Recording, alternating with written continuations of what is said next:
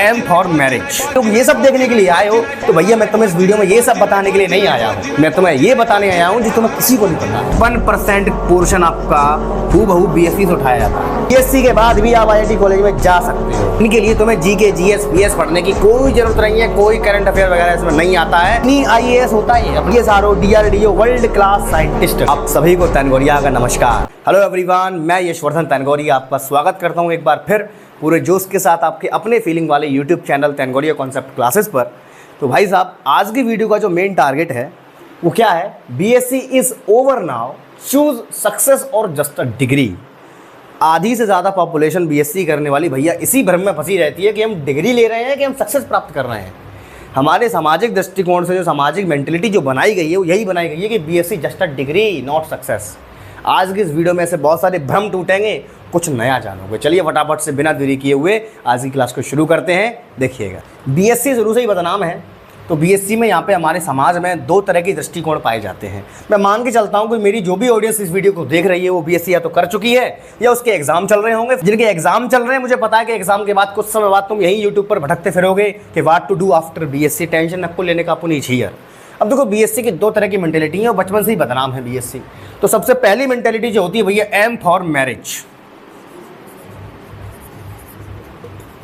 आप बीएससी के बाद मैरिज कर सकते हो, शादी कर सकते हो, बहुत बढ़िया। समाज में हमारे जो दृष्टिकोण बचपन से बच्चे के दिमाग में बैठाया गया है वो यही बैठाया गया है कि भैया बीएससी जस्ट अ डिग्री है, एक मैरिज सर्टिफिकेट होता है। इसको मैरिज सर्टिफिकेट भी बोल देता हूँ मैं।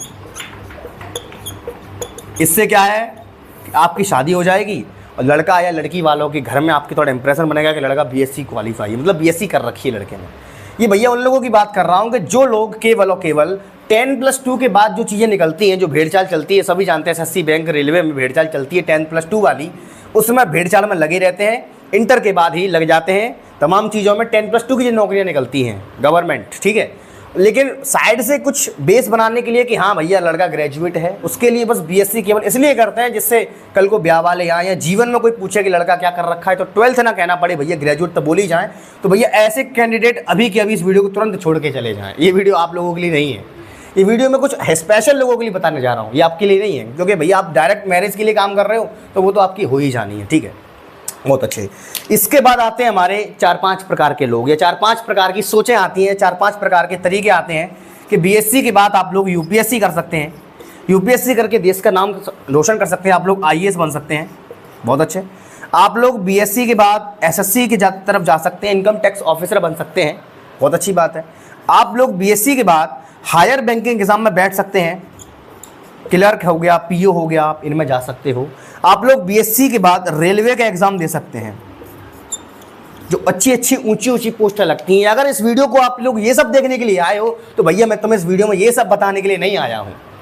मैं तुम्हें ये बताने नहीं आया हूँ कि बीएससी के बाद यूपीएससी होती है, एसएससी होती है, रेलवे होती है, बैंकिंग होती है। मैं तुम्हें ये सब बताने नहीं आया हूँ, सबको पता होता है ये। मैं तुम्हें ये बताने आया हूँ जो तुम्हें किसी को नहीं पता है। अभी सदली रखो, कहानी चालू होने वाली है। इधर सब ट्रेलर चल रहा है अभी, समझ रहे हो। तो मैं तुम्हें इस वीडियो में ये सब बताने के लिए नहीं आया हूँ, ये सबको पता होता है। मैं तुम्हें वो चीज़ बताने आया हूँ जो किसी को नहीं पता होती है। बस धैर्यपूर्वक वीडियो को आराम से देखना। हो सकता है कि मेरे बोलने की रफ्तार थोड़ा ज़्यादा हो, क्या करें, थोड़ा सा मैथ के स्टूडेंट है थोड़े से, है ना, तो थोड़ी स्पीड थोड़ी ज़्यादा होती है, ठीक है। अब आ जाओ यहाँ पे। अब मैं बात करता हूँ उन लोगों की जिनको भैया बीएससी में एक्चुअलिटी में प्यार है, बीएससी जो बीएससी की मदद से ज़िंदगी में कुछ करना चाहते हैं, सक्सेसफुल होना चाहते हैं। अब डिग्री वाली बात तो काट दो, डिग्री की सारी रामायण ये हो गई, यहाँ पर साइड से हो गई। जो वास्तव में सक्सेसफुल होना चाहते हैं, जो कुछ समझते हैं कि हाँ बीएससी से हम क्या क्या कर सकते हैं, जो लोग उत्सुक हैं जानने के लिए, जिनके अंदर क्यूरियोसिटी है कि हाँ सर बीएससी के बाद ये भी चीज़ संभव थी क्या, उनकी अब बात करता है। सक्सेस का रास्ता खोलते हैं हम आपके लिए। देखो, जो लोग बीएससी के बाद एक्चुअलिटी में सक्सेसफुल होना चाहते हैं, जो बीएससी को अपने एकदम स्पेशल समझते हैं। अब देखो, कुछ स्पेशल लाइफ में करना चाहते हो, ये वो सारे बच्चे हो गए जो अपने माइंडसेट के बच्चे हैं, अपने माइंडसेट वाले बच्चे, जो बच्चे एक्चुअलिटी में इसका यूज़ करके ज़िंदगी में कुछ आगे कुछ अच्छा सबसे हटके करना चाहते हैं। चलिए भाई साहब तो बड़े आराम से बात करेंगे। तो देखो भैया, बीएससी के बाद अगर आपको एक्चुअलिटी में बीएससी से प्यार है, आप जो बीएससी पढ़ चुके हो या आपने जो भी कुछ पढ़ा है, अगर आपको उसमें थोड़ा सा भी इंटरेस्ट अगर आता है, आप सोचना चाहते हो कि हम इन सब के अलावा क्या कर सकते हैं, तो पहली बात, सबसे पहली बात कि 90% बच्चा भाई साहब टीचिंग में जाता है। अब मुझे नहीं पता कि आपको फिजिक्स अच्छा लगता है, केमिस्ट्री अच्छी लगती है, मैथमेटिक्स अच्छी लगती है, टीचिंग में जाता है तो टीचिंग के मैं तुम्हें रास्ते खोल के दिखा रहा हूँ। रास्ते कैसे होते हैं, देखो खुलते कैसे हैं। एक गलुआ गली की टीचर नहीं बनोगे तुम इसे करके। सुन तो लो मैं क्या कहना चाह रहा हूँ। गली की टीचर मुझे बनवाना होता तो ये वीडियो में तुम्हें नहीं बनाता। सुन तो लो मैं क्या बात कर रहा हूँ। देखो अब टीचिंग में भाई साहब, टीचिंग में सब लोगों को पता है कि सर बीएससी के बाद एमएससी होती है। वेरी गुड, अच्छी बात है। बीएससी के बाद एमएससी होती है टीचिंग के लिए, जो हायर लेवल पर टीचिंग करना चाहते हैं, स्पेशलिस्ट बनना चाहते हैं। अच्छा, और सर कि हम लोग इसके साथ में बीएड और होती है बीएड। अब दोनों में अंतर क्या है, दोनों से क्या क्या बेनिफिट्स है पहले वो समझो। इसके अलावा मैं तो बहुत सारी चीज़ें बताऊंगा, पहले समझ तो लो ध्यान से। देखो अब अगर तुम बीएड करते हो बीएससी के बाद, तो यहाँ से आपके पास 9th to 10th लेवल के रास्ते खुल जाते हैं। जैसे कि सर टीजीटी हो गया, NVS, KVS, TGT, PGT, EMRS, ऐसे तमाम ट्रेंड ग्रेजुएट लेवल वाले जो टीचर होते हैं, आप वो एग्ज़ाम दे सकते हो। और एक बहुत अच्छी बात बता रहा हूँ कि अगर आपको इंटरेस्ट है, जैसे कि आप मैथ्स से दे रहे हो, फिजिक्स से दे रहे हो, केमिस्ट्री से दे रहे हो, किसी से भी दे रहे हो, जिस स्ट्रीम में आपने बीएससी करी है उसका बहुत सारे क्वेश्चंस मान के चलो 55% से ज़्यादा से आपको मिलेगा, जो आपको टीजीटी के एग्ज़ाम में देखने को मिलेगा। जितने भी 9 to 10th के एग्ज़ाम होंगे आपके, 9 to 10th के टीचर जब आप बनते हो और आप अगर वही प्यारा सब्जेक्ट स्पेशल फील करते हो बीएससी को लेकर के, आपने वही स्ट्रीम चूज़ करी है, उसी के आप टीचर बनना चाहते हो 9 to 10th लेवल के पैसे कमाने के लिए, तो आपको ये बीएससी बड़ा मदद करने वाली है। अगर आपके पास मैथमेटिक्स है, मैं प्योरली मैथमेटिक्स की बात कर रहा हूँ, अगर आपने बीएससी मैथमेटिक्स से करी है तो आपने ये गौर करेंगे, आप लोग जो अपने सीनियर हैं उनसे पूछिएगा और मेरे चैनल पे आप लोग देखिएगा कि टीजीटी और पीजीटी एग्ज़ाम जो भी होते हैं, जो 9-10 लेवल के होते हैं, उनमें भैया 55% पोर्शन आपका हूबहू बीएससी से उठाया जाता है। अब क्वालिफाई बहुत ही कम लोग कर पाते, क्योंकि मैं तुम्हें फिर से बता रहा हूँ, क्वालिफाई बहुत कम लोग क्यों कर पाते हैं, वो यहाँ फंस जाते हैं मेरिट के चक्कर में। जब कहीं व्यवस्था नहीं बनती है तो ज़बरदस्ती बन यहाँ आते हैं, और बीएससी का सब उन्हें कुछ आता नहीं है तो कहाँ से कर लोगे क्वालिफाई। अब जिस बच्चे ने बीएससी ढंग से पढ़ा है, मैं तुम्हें दावे के साथ कह रहा हूँ कि टीजीटी पीजीटी का जो पेपर है आपका, समझ के चलो कि आपने 55% पेपर को ऐसे ही सॉल्व कर लिया, अगर आपको अच्छे से आता है तो। समझ गए? तो ये तो सीधा रास्ता है, डायरेक्ट यहाँ से आप टीचर बन जाओगे 9 to 10th लेवल के। और हाँ, इसके अलावा भी आप लोग क्या नाम है, बीएड की जब फर्स्ट ईयर में एडमिशन लेते हो तो यूपी टेट हो गया, और लास्ट ईयर आते आते ख़त्म होते होते सी टेट का एग्ज़ाम हो गया। वो अब मैंडेटरी है, वो सबको पता ही है कि यूपी टेट है और सी टेट है, ये अब मैंडेटरी कर दिए गए हैं किसी भी 9 to 10th वाली टीचिंग के लिए। जैसे छोटे वाले प्राइमरी लेवल पर जाओगे आप, वहाँ पर तो यूपी टेट मैंडेटरी है ही, अगर आप यूपी से थे हो। समझ में आया कि नहीं आया? बहुत बढ़िया। अब हम थोड़ा एमएससी की बात करते हैं। अगर आपका ड्रीम थोड़ा और हाई लेवल का है, अगर आप एमएससी करना चाहते हो बीएससी के बाद, या एमएससी से होता क्या है, तो जैसे ही आप बीएससी के बाद एमएससी करोगे, मतलब मास्टर डिग्री करोगे, तो मास्टर डिग्री करने के बाद अगर आप नॉर्मली किसी भी कॉलेज से कर लेते हो, उसका बता रहा हूँ पहले, अगर आप नॉर्मली किसी भी कॉलेज से एमएससी करते हो तो होता क्या है कि आप पीजीटी के लिए एलिजिबल हो जाते हो। सर पीजीटी क्या होता है? पोस्ट ग्रेजुएट टीचर, मतलब 11th और 12th में आप लेक्चरार बनने के योग्य हो जाते हो। मतलब आप पीजीटी का एग्ज़ाम बड़े आराम से दे सकते हो। समझ में आया कि नहीं आया? बोलो हाँ, बहुत बढ़िया। लेकिन अब से जो यूपी में क्या हो गया है कि एमएससी के संग संग बीएड भी मांग रहे हैं। तो अगर आपको टीचिंग में जुड़े रहना है तो एमएससी और बीएड दोनों ही अच्छी हैं। अगर आप एमएससी कर रहे हो तो बीएड ज़रूर करो, क्योंकि अब बहुत जगह ऐसे नियम बदल चुके हैं कि एमएससी के साथ अब बीएड भी मैंडेटरी है। अब अकेली एमएससी से काम नहीं चल पाएगा। लेकिन हाँ, अगर आप बीएड करके चलते हो केवल, तो आपको एमएससी की जरूरत नहीं है, बीएड से ही काम चल रहा है आपका 9-10th में। लेकिन अगर आप एमएससी हो, हाई लेवल पे जाना चाहते हो, तो आपको एमएससी के संग संग बीएड भी करनी पड़ेगी। और सबसे बड़ी दिक्कत क्या होती है इसमें, कुछ बच्चे संग संग कर लेते हैं, कुछ बच्चों के आगे पीछा होता है। तो संग संग करते हैं वो भी वैलिड है, आगे पीछे करते हैं वो भी वैलिड है। कब है वो समझो ध्यान से। अगर आप एमएससी बीएड संग संग करना चाह रहे हो तो संग संग में होता दिक्कत ये है कि अगर आपने मान लो एक ही अलग अलग कॉलेज से, एक ही यूनिवर्सिटी से अटैच है, मान के चलो आगरा यूनिवर्सिटी से आपके 2 कॉलेज अटैच हैं, और आपने एक से एमएससी कर रहे हो, एक से बीएड कर रहे हो, दोनों ओवरलैप कर जाएंगी, मतलब हो तो जाएंगी। जब किसी गवर्नमेंट एग्जाम में लगाने के लिए जाओगे तो वहाँ मान्य नहीं होंगे। क्यों? क्योंकि एक ही साल में एक ही यूनिवर्सिटी से दोनों हो रही हैं। सर अब क्या करें?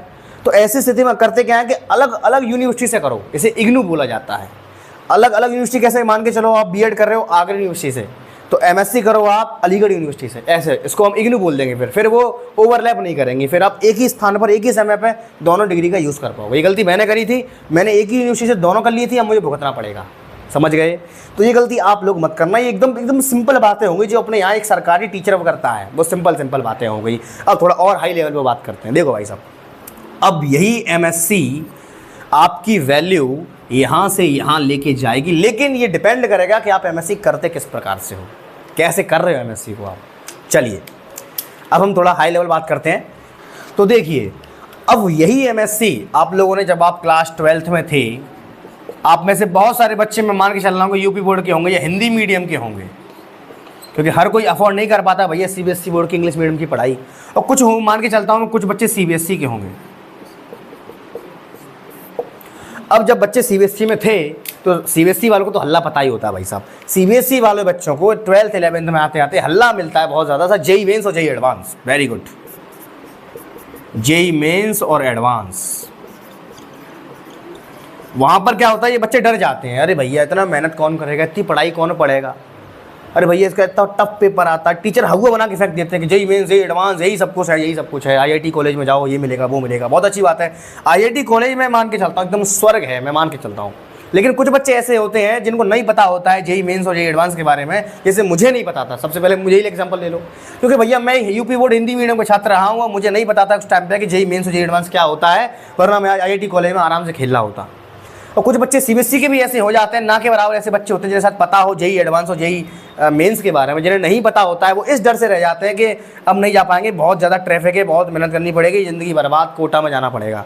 तो उनके लिए खुशखबरी है, अगर जो बच्चे नहीं जा पाए आईआईटी कॉलेज में, इंटर के थ्रू नहीं जा पाए, सीबीएसई बोर्ड में जेई मेंस और एडवांस का पेपर नहीं निकाल पाए, अब भी तुम जा सकते हो आईआईटी कॉलेज में। यस, बीएससी के बाद भी आप आईआईटी कॉलेज में जा सकते हो, वहाँ पे अपने सपनों को साकार कर सकते हो, बड़ा से बड़ा लेवल टच कर सकते हो। कैसे? सुनो ध्यान से भाई साहब, यहाँ पे आपके दो रास्ते खुलते हैं बीएससी के बाद ही बता रहा हूँ। एमएससी तो वहीं छोड़ दिया मैंने, अब थोड़ा हाई लेवल बात करते हैं। एक तो खुलता है भैया आईआईटी जैम या सीयूटी पीजी, मान के चलो पहले सीयूटी पीजी बात करते हैं। सीयूईटी पीजी एक खुलता है आईआईटी जैम। पहले बात करते हैं सीयूईटी पीजी के बारे में। तो देखो, अगर तुमने बीएससी कर रखी हो, एमएससी तो मैं करनी है, एमएससी के ही रास्ते बता रहा हूँ वहीं तक पहुँचने के, यहाँ से बस इतना ही स्कोप था, इसमें कुछ नहीं था। अगर तुम सीयूईटी पीजी एग्जाम देते हो तो यही एमएससी जो तुम नॉर्मल कॉलेज से कर रहे थे, यही अब तुम्हें टॉप यूनिवर्सिटी से करने को मिलेगी। मतलब ये एक एग्ज़ाम होता है तुम्हारा, एडमिशन टेस्ट होता है टॉप यूनिवर्सिटी में एडमिशन लेने के लिए। अब तुम अपने गली के नुक्कड़ के स्कूल में कर लो एमएससी, का दिक्कत आ रही है, वहाँ की वैल्यू तुम जानते हो कैसी होगी। तो भैया यहाँ से तुम्हें डीयू दिल्ली यूनिवर्सिटी है, जेएनयू, इस प्रकार की बेहतरीन यूनिवर्सिटी मिलेंगी, उसके लिए तुम्हें ये एग्ज़ाम क्वालिफाई करना पड़ेगा, सीयूईटी पीजी। इसमें क्या लाभ होगा भाई साहब, डीयू अपने आप में स्वर्ग है, डीयू अपने आप में स्वर्ग है। यहाँ पर जाकर के तुम केवल ये नहीं सीखोगे कि केवल पीजीटी एग्जाम होता है, यहाँ पर तुम बहुत सारी चीज़ें डेवलप करोगे कि यस हम इससे ये भी कर सकते हैं, इससे ये भी कर सकते हैं। बहुत तमाम तरह की प्लेसमेंट्स वहाँ तुम्हें मिलेंगी और बड़ा मज़ा आएगा तुम्हें। वहाँ का एनवायरनमेंट, तुम्हारा जो माइंडसेट जो तुम इतना आए उसको तुम इतना बड़ा कर लोगे। ये रीज़न है यहाँ का। ये उन बच्चों के लिए जो वाकई में कुछ और हटके बड़ा करना चाहते हैं, कुछ अपने पैशन को फॉलो करना चाहते हैं। ठीक, बहुत बढ़िया। तो यहाँ से तुम एक यूनिवर्सिटी में, अच्छी यूनिवर्सिटी में पहुँच जाओगे, जहाँ से क्या होगा कि एमएससी तुम्हारी बहुत ही बेहतरीन तरीके से होगी। और यहाँ पर गवर्नमेंट ही ऑप्शन था, यहाँ पर गवर्नमेंट के अलावा तुम पर खुद की दम पर करने की कुव्वत आ जाएगी कि हम ये भी कर सकते हैं, इसके अलावा भी तुम पे ऑप्शन खुल जाएंगे। ये तो तुम कर ही सकते हो गवर्नमेंट जॉब वाली, तो हाल लग जाएगी यार। बीएससी जो क्या है, एमएससी डीयू से करा हुआ बच्चा, उसके लिए कोई हलवा चीज़ है यार, ये वो खुद हट जाएगा पीछे। बहुत छोटी चीज़ तुम्हें लगेगी, अभी तुम्हें ये चीज़ इतनी बड़ी लगती है पीजीटी पीजीटी वगैरह, जब तुम अच्छी जगह पहुँचोगे तो तुम्हें यही चीज़ एकदम ऐसी ही लगेंगी कि ये क्या चीज़ है, फिर तुम्हें और हाई लेवल पर पहुँच जाओगे। और समझो ध्यान से, इसके बाद एक बहुत ही प्यारा जैम, आईआईटी जैम एग्जाम। जितना इसका प्यारा नाम है उतना इसका प्यारा काम है, जैम देता है तुम्हें ये जैम। ब्रेड वाला खाते हैं, ब्रेड वाला जैम नहीं है ये। अब देखो, ये जॉइंट एडमिशन टेस्ट होता है आईआईटी में जाने के लिए। सर ये क्या होता है? हाँ भाई साहब, वही आईआईटी की बात कर रहा हूँ जो कक्षा 12 में तुम नहीं जा पाए, उसी आईआईटी की बात कर रहा हूँ जिसका सब लोग गुणगान गाते हैं, उसी आईआईटी की बात कर रहा हूँ जो अपने आप में स्वर्ग है। Yes, point to be noted. आप लोग डायरेक्ट बीएससी के बाद भी अपनी एमएससी को आईआईटी से कर सकते हो, जैसे IIT Delhi, IIT Kharagpur, IIT Kanpur, इनसे कर सकते हो आप। अब तुम्हें नहीं पता है कि ये क्या होता है आईआईटी के बारे में, तो मैं थोड़ी सी तुम्हें झलक दिखाऊंगा, बाकी तुम गूगल पे सर्च करना कि व्हाट इज़ आईआईटी कॉलेज। वैसे सबको पता होता है कि ज़माने में, लेकिन बच्चा क्या होता है कि 12th में जेई नहीं निकला है, मेन से निकला, एडवांस नहीं निकला यार, नहीं निकल पाता, कुछ बच्चों को रह जाता है, कुछ निकालना चाहते थे नहीं निकाल पाए, किसी को पता ही नहीं होता है। तो मैं वो रास्ता तुम्हें दिखा रहा हूँ कि बीएससी के बाद भी अगर तुम आईआईटी जेईई एग्जाम देते हो, ये साल में एक बार होता है, फरवरी में ये एग्ज़ाम होता है, 28 या ऐसी कुछ फरवरी को जाता है, वहाँ पर ये निकल जाता है। जिस बच्चे का निकल जाता है उसको भाई साहब एमएससी आईआईटी कॉलेज से करने का मौका मिलता है। और एमएससी आईआईटी कॉलेज से करने का मतलब समझ रहे हो तुम? एमएससी आईआईटी कॉलेज से करने का, आईआईटी का ठप्पा तुम्हें मिलेगा, आईआईटीएन नाम से तुम जाने जाओगे, और वहाँ केवल तुम्हें मैथमेटिक्स सॉल्व करना नहीं सिखाएंगे वहाँ पे तुम्हें कि ये चीज़ हल करो, प्रश्न, नहीं नहीं नहीं नहीं, वहाँ पे बच्चे का पूरा निर्माण किया जाता है। आईआईटी अपने आप में पूरी दुनिया है, अपने आप में एक स्वर्ग है, जहाँ पर तुम इन सब से हट के कुछ चीज़ें जानोगे, तमाम चीज़ें सीखोगे, तमाम चीज़ों के बारे में समझोगे, तमाम तरह की कंपनीज़ के बारे में समझोगे, गूगल, माइक्रोसॉफ्ट जैसी कंपनियों में कोडिंग कैसे करते हैं, सॉफ्टवेयर कैसे बनाते हैं, जो भी तुम अच्छी अच्छी चीज़ें करना चाहते थे, इनके अलावा वो यहाँ तुम्हें मिलेगा। ये पूरा स्वर्ग है। और जो बच्चे वाकिफ़ हैं, जो यही मेंस और एडवांस में रह चुके हैं, वो उन्हें पता अच्छे से इसकी वैल्यू क्या होती है। जिनको नहीं पता उनके मैं तुम्हें अंदाज़ा, थोड़ा सा नज़रिया तुम्हें बता दे रहा हूँ। अच्छा, थोड़ा सा और तुम्हें होप दे दूँ, और थोड़ी होप समझो ध्यान से।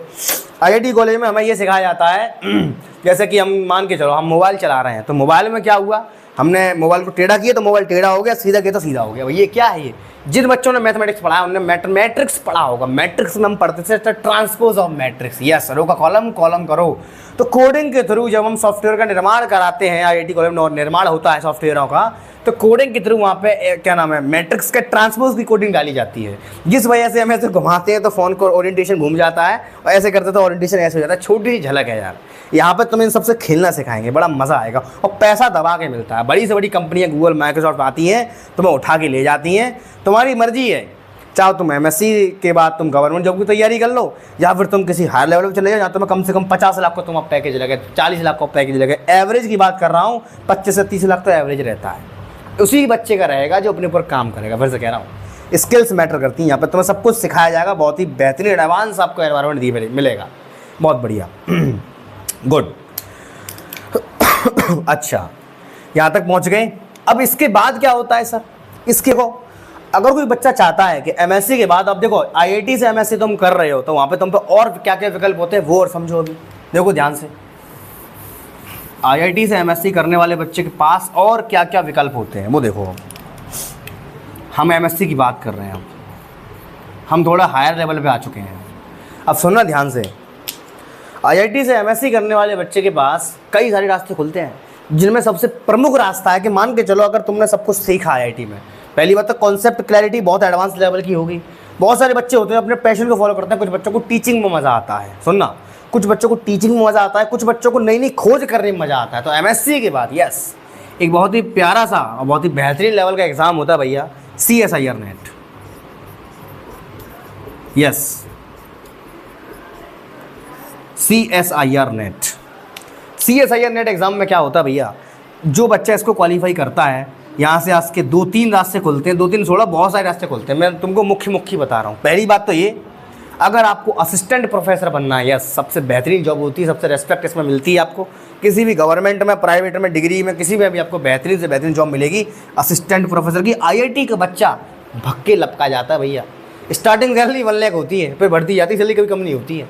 आईआईटी की ये वैल्यू है। अगर तुम कहो गली के नुक्कड़ के कॉलेज से एमएससी कर लो, तुम्हें घर का कुत्ता भी नहीं पूछेगा। ये बात रियल फैक्ट है, ये बात मैंने दोस्तों को देखा है। तुम देख लो, वरना तुम्हें कितने लोग चप्पल चटका रहे हैं गली के नुक्कड़ से एमएससी करे हुए। और आईआईटी वाले बच्चे की अलग सोच होती है, उसका माइंड सब अलग होता है, टेंशन मत लो, असिस्टेंट प्रोफेसर बन सकते हैं। होता क्या है, जब आप CSIR नेट एग्जाम क्वालिफाई कर लोगे तो आप असिस्टेंट प्रोफेसर के लिए एलिजिबल हो जाते हो। ये एग्ज़ाम 3 चरणों में संपन्न होता है। पहली बात, PhD करने के लिए अगर आपके मार्क्स थोड़े कम आए हैं, जैसे 66 समथिंग आते हैं, 66% कुछ आती हैं, तब वहाँ पे बच्चा PhD के लिए एलिजिबल हो जाता है। अच्छा, थोड़े और अच्छे नंबर आए, 100 नंबर आ गए मान के चलो 200 में से, तो बच्चे का असिस्टेंट प्रोफेसर निकल जाता है। अगर बच्चे के 120 के समथिंग नंबर आ रहे हैं तो बच्चे के पास JRF का ऑप्शन होता है। अब JRF क्या होता है, सुनो ध्यान से। अगर आपके नंबर 120 प्लस आ रहे हैं या इसके बीच में रह रहे हैं, 115 से 120 के बीच में रह रहे हैं, तो आप JRF के लिए एलिजिबल हो जाते हो। सर JRF क्या है? Junior research fellowship. वही तो बताना चाह रहा हूँ मैं। कहने का मतलब ये है कि अगर आपको टीचिंग में मज़ा आ रहा है तो असिस्टेंट प्रोफेसर के लिए आप 100% तैयार हैं। इसके बाद क्या होगा, नेट निकालने के बाद गवर्नमेंट का एग्जाम होता है असिस्टेंट प्रोफेसर का, आप वो निकाल लो तो आप गवर्नमेंट बन जाओगे UPPSC के थ्रू। अगर आप प्राइवेट में जाना चाहते हो, प्राइवेट में तुरंत चले जाओगे। फिजिक्स वाला है अनअकैडमी, बड़े बड़े LN इंस्टीट्यूट, तो मैं तुरंत पकड़ के ले जाएंगे, भैया IIT से MSc क्वालिफाई है, नेट है उसके पास, तुरंत ले जाएंगे पकड़ के। दूसरी बात, रिसर्च। अगर तुम्हें वाकई में अपने टॉपिक में मज़ा आता है, अगर तुम्हें वाकई में फीलिंग है कि हाँ इस टॉपिक में कुछ नया कर सकता हूँ, कुछ ढूंढ सकता हूँ, तो आप रिसर्च में जाइए। और रिसर्च में आपको सरकार पैसा देगी, हर महीने JRF मिलता है, 37,000 के समथिंग, 37,000 से 40,000 रुपये आपको मिलते हैं रिसर्च में, सरकार देगी, हर महीने देगी। यस, एक तरह से मान लो जरा नौकरी है ये। अगर आप लोग रिसर्च में जाते हो, अपने विषय की आपको अच्छी नॉलेज है, अगर आप रिसर्च फील्ड में जाते हो तो गवर्नमेंट आपको 37,000 से 40,000 रुपये हर महीना तनख्वाह देगी। अगर आप अपनी लिमिट को और बढ़ाना चाहते हो तो वहीं आपको SRF और मिलने लग जाता है, सीनियर रिसर्च फेलोशिप। वहाँ पे आपके यही पैसे बढ़ करके 70 तक पहुँच जाते हैं। वो सबकी रामायण अलग है, अभी केवल मोटा मोटा तो मैं आइडिया दे रहा हूँ, तो समझे। और तीसरी चौथी बात, खुद की बुक लिख सकते हो आप, खुद की बुक। आपके नाम के आगे PRF लग जाएगी, या आपके नाम के डॉक्टर लग जाएगी, आपके नाम के डॉक्टर और PRF आपके नाम के आगे लग जाएगी। घर के सामने नंबर पर टंगी होगी, प्रोफेसर ये डॉक्टर ये। समझ रहे हो क्या कहना चाह रहा हूँ। तो यहाँ पे क्या भैया, यहाँ पे खुद की आप बुक लिख सकते हो, तमाम किताबें लिख लिख के पब्लिश कर सकते हो। अंधाधुंध पैसा तो आएगा ही आएगा, संग में रेस्पेक्ट यहाँ से यहाँ पहुँच जाएगी। समझ रहे हो। केवल IIT से MSc करने के बाद ये सब तामझाम आपको बता रहा हूँ, समझ गए। बहुत बढ़िया। रिसर्च में जा सकते हो, अपनी रिसर्च में और तमाम चीज़ों की खोज कर सकते हो और अपना नाम रोशन कर सकते हो। अच्छा, तो ये सारी रामायण किसकी हो गई, MSc के बाद ये करने की। अच्छा सर, और क्या क्या होता है, अभी और बता रहा हूँ, सुनो ध्यान से। देखो तो देखो भाई साहब, MSc के बाद नेट क्वालिफाई करने के बाद आप लोग PhD कर सकते हो, असिस्टेंट प्रोफेसर बन सकते हो, और रिसर्च करने के अलावा आप लोग जूनियर रिसर्च फेलोशिप भी ले सकते हो। तो उन सब के अलावा भी BSc की बात, ये 3-4 रास्ते और खुलते हैं। सुनो ध्यान से। क्या रास्ता, क्या देखो, गेट। ये 4-5 गेट है, सफलता के गेट है। इनके बाद कुछ नया आपको मिलेगा ज़िंदगी में। देखो गेट क्या है, एक ऐसा रास्ता है, आपने बच्चों को सुना होगा कि जो बच्चे 12th के बाद जो IIT JEE मेंस और एडवांस निकालते हैं, उनको बीटेक करने का अवसर प्राप्त होता है। बीटेक करते हैं वो लोग, लेकिन क्या हो कि अगर आप बिना बीटेक करे आप डायरेक्ट MTech में एडमिशन ले सकते हो। कैसा संभव है? हाँ बिल्कुल संभव है। आप लोग डायरेक्ट BSc के बाद भी डायरेक्ट आप लोग MTech कर सकते हो। जी हाँ, इसके अलावा एक एग्जाम होता है गेट का एग्जाम, GATE। गेट का मतलब क्या है sir, graduate aptitude test in engineering. आप BSc के बाद अगर 11th-12th में जब आप थे तब आप बीटेक करना चाहते लेकिन नहीं कर पाए, तो उसके अलावा BSc के बाद भी आप MTech कर सकते हो। ये आपको गेट नामक एग्जाम आपको देना होगा। इन एग्जाम की खासियत बताओ तुम्हें, इन एग्जाम की खासियत क्या है। आप लोग जितने सरकारी नौकरी के एग्जाम दोगे या इतने के एग्जाम दोगे, उनमें क्या होता है, तुम्हारा स्कोर सब्जेक्ट मान के चलो मैथमेटिक्स है, तो उसमें क्या आएगा, ले GS आ रही है, पेल के इंग्लिश आ रही है, हिंदी आ रही है, मैथ आ रहा है, तमाम झंझटें आ रही हैं। ये सब नहीं होता है।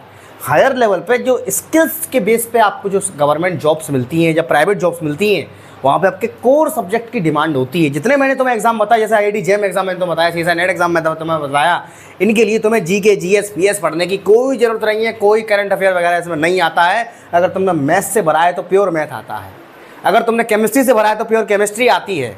जो कोर सब्जेक्ट है ये लोग उस पर काम करते हैं। ये लोग अड़ुआ चीज़ें नहीं घुसाते बीच में कि GK GS भी घुसा रहे हैं, हिंदी इंग्लिश भी घुसा रहे हैं, मेन सब्जेक्ट मैथ है, सब चीज़ें घुसा रहे हैं उसमें। ऐसा इसमें नहीं होता है। इसी वजह से मुझे सारे एग्जाम पसंद आते हैं। ये मैं तब नहीं जानता था, तब मैं नहीं दे पाया। अब आप लोग देख लो क्या दिक्कत आ रही है। ये देखो मैंने लिखा है साहब साहब मिनी IAS होता है। ये अपने आप में मिनी IAS लेवल के आदि तुम बनोगे।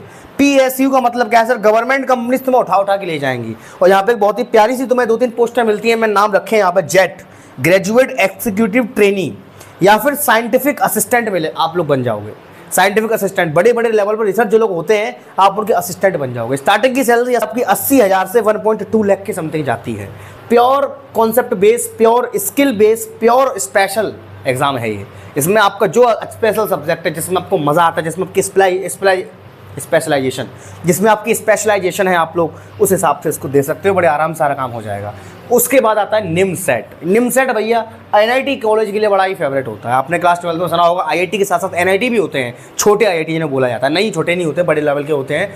निमसेट से क्या होता है कि अगर आपने BCA नहीं किया है, या आपके पास BSc में मैथमेटिक्स था, कंप्यूटर साइंस था, या IT था, कुछ भी था, अगर आप MCA करना चाहते हो तो यहाँ से आप डायरेक्ट MCA कर सकते हो। NIT आपको बेस्ट NIT कॉलेज मिलेगा MCA करने के लिए। इसका मतलब क्या है सर, NIT MCA common entrance exam test, यहाँ से MCA के लिए बड़ा मोस्ट फेमस है ये। कंप्यूटर साइंस में जो लोग आगे बढ़ना चाहते हैं, मतलब आप अगर सॉफ्टवेयर इंजीनियर बनना चाहते हो, गूगल माइक्रोसॉफ्ट जैसी बड़ी बड़ी कंपनी तुम्हें तुरंत उठा के ले जाएंगी। और 50-50 लाख के पैकेज तो हंसते खेलते मिल जाते हैं। मेरा एक दोस्त लगा हुआ है, NIT के थ्रू ही लगा है, माइक्रोसॉफ्ट में लगा है, उसका भी 48 LPA का उसका पैकेज लगा है।